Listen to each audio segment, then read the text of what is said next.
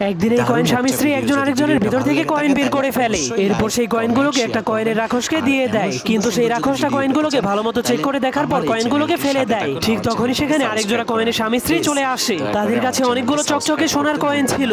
এরপর তারাও তাদের ভিতর থেকে দুইটি সোনার কয়েন বের করে সেই রাক্ষসকে দিয়ে দেয়। এমনকি কয়েনের রাক্ষসকে খুশি করার জন্য একটা এক্সট্রা কয়েনও দিয়ে দেয়, যার ফলে সেই কয়েনের রাক্ষস অনেক খুশি হয়ে সেই কয়েনটাকে তার গলার ভিতরে রেখে দেয় আর বাকি দুইটি কয়েনকে মেশিনের মধ্যে ঢুকিয়ে দেয়, যার ফলে সেই মেশিনের ভেতর থেকে একটা কয়েনের বাচ্চা বের হয়ে আসে। যা দেখার পর সেই গরিব কয়েনের জোড়াটা কান্না শুরু করে দেয় আর রাক্ষসকে বলে দয়া করে আমাদেরকেও একটা বাচ্চা দিয়ে দিন। কিন্তু সেই রাক্ষসটা তাদেরকে বলে চকচকে সোনার কয়েন দিতে না পারলে তোমাদেরকে কোনো বাচ্চা দিব না। যা শোনার পর গরিব কয়েনের জোড়াটাও সেই রাক্ষসটাকে খুশি করার জন্য একটা পুরনো সোনার কয়েন উপহার দেয়। কিন্তু রাক্ষসটা কয়েনটাকে দেখার পর বুঝতে পারে সেটা অনেক পুরনো, যার কারণে সে তাদের কাছে আরো কয়েন চাইতে শুরু করে। এজন্য তারা শুধুমাত্র একটা বাচ্চার জন্য তাদের সবগুলো কয়েন খুলে খুলে শয়তান রাক্ষসটাকে দিতে শুরু করে দেয়, যার ফলে এবার রাক্ষসটা অনেক খুশি হয়ে দুইটা কয়েনকে মেশিনের মধ্যে ঢুকিয়ে দেয়। ঠিক তখন